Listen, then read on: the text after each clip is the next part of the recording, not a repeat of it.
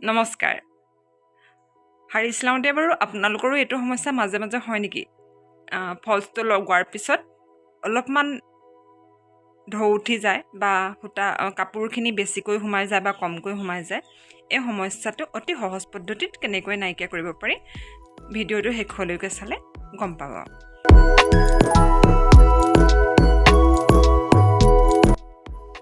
এক বেগেটমান ৰাখি আমি একে ৰঙৰ ফলছটো আৰু একে ৰঙৰ গুলিটো ব্যৱহাৰ কৰি ফলছটো চিলাবলৈ আৰম্ভ কৰিলোঁ তলৰ পটিটো প্ৰথমতে চিলাই ল'ব এনেধৰণে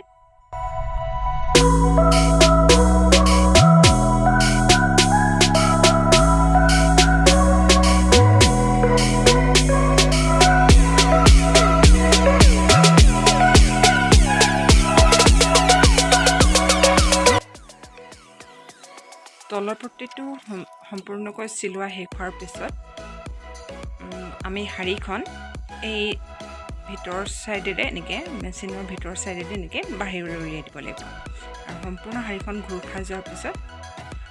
অকণো কোচ নোখোৱাকৈ শাৰীখন আপোনালোকে অতি সহজ পদ্ধতিত চিলাব পাৰিব এবাৰ চেষ্টা কৰি চাবচোন